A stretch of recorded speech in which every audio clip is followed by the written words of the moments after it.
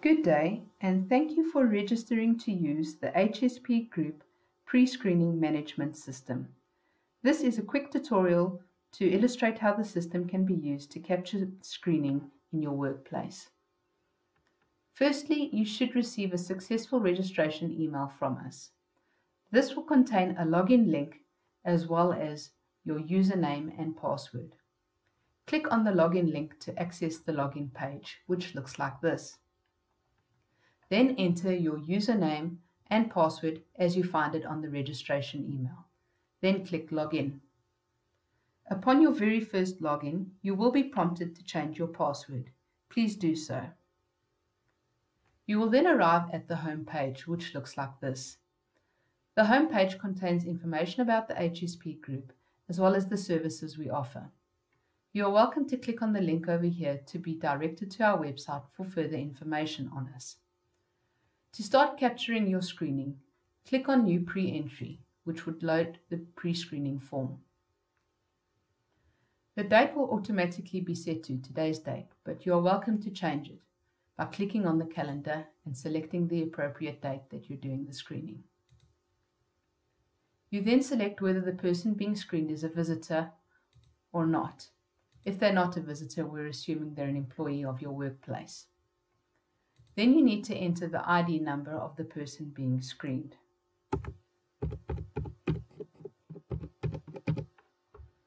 If the person being screened is an existing patient on the HSP group system, or if you've previously screened the person with this ID number, they will automatically be populated into this form. So I've entered the ID number and then I'm clicking on the next process. As you can see, Ms. Jane Doe's details have popped up already, based on the ID number entered in. But for purposes of this exercise, I want to assume that this isn't a person that's existing on the system and it's not a person that we've screened before. So we'll just put in another ID number. You enter the ID number, then you select the title.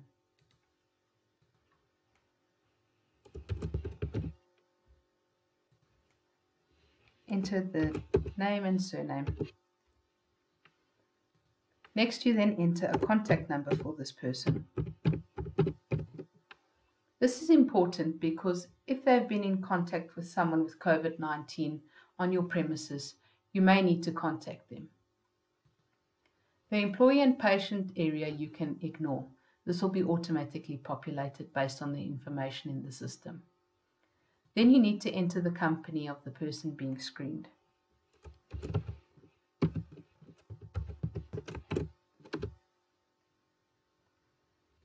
Now you start capturing the screening detail. So you would then measure the temperature of the person being screened with either an infrared thermometer or a no-touch thermometer. Then you enter the temperature that is recorded. Here you would want to look at what time they were recorded, but once you've entered the temperature and you click on this field, it will automatically capture today's date and time. If you'd like to change that, again, you can click on the calendar to select the date and click on the time to record it.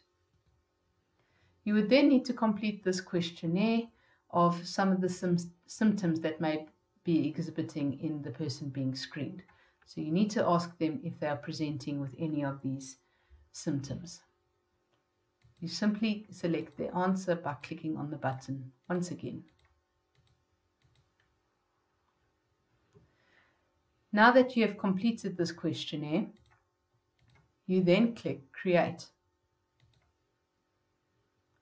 As you can see, based on the answers provided, the system tells you whether the person should enter the site or not.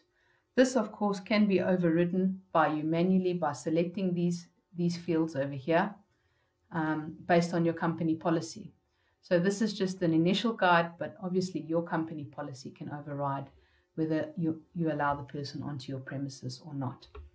So usually if they are entering the site, the refer out space is left blank. The refer out space is basically to illustrate whether you've referred the person out for COVID-19 actual testing. So you can override this yourself.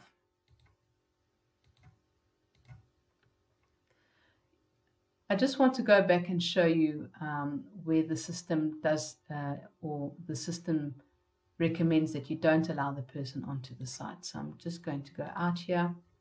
I'm going to select a new pre-entry, and I'm just going to pre-populate this again. What's nice, as you can see, is that once you've entered the details, the system does remember it. So it becomes a lot easier to input the data. And now let's say the person is a slightly higher temperature.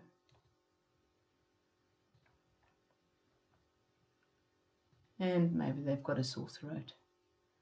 Once you click create, you will see now that this is highlighted red to show you that we recommend that the person should not enter the site and should be referred out. So, like I said, you can override the system, but that's the default settings for you, just as a guideline. So then you would click save once you have completed the screening form. And then you can go and look at the history of all the screening records that you've taken. So if you go to today's screening, you'll see there is the first form that I completed with Joey Doe. And then when we had the higher temperature of Jane Doe, that's the record over there. So obviously you can go into each record personally, and it shows you the details that have been captured, and then you can also print that individual form. So it downloads as a PDF, and then you can print it or save it to your computer as you see fit.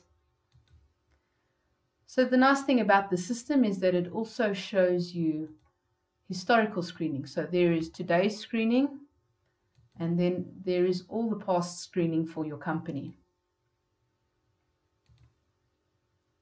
So both today's screening and the past screening, you can either export the data or print it. So when you click on print,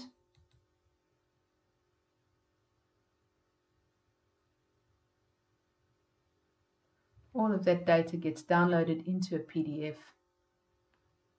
There you can see it as it comes up. So you can either download that PDF to your computer once again for your use, or you can print it. And you can also export it into an Excel document, which downloads like this, and then you can format it and use it as you see fit. So that's all your data that's easily stored. So once you've completed your screening, or you've completed your review of your records, downloading or printing of your records, you then should log out of the system. And that's the quick tutorial on how to use it. So thank you once again for registering to use it. We hope it's going to be a useful tool in your business.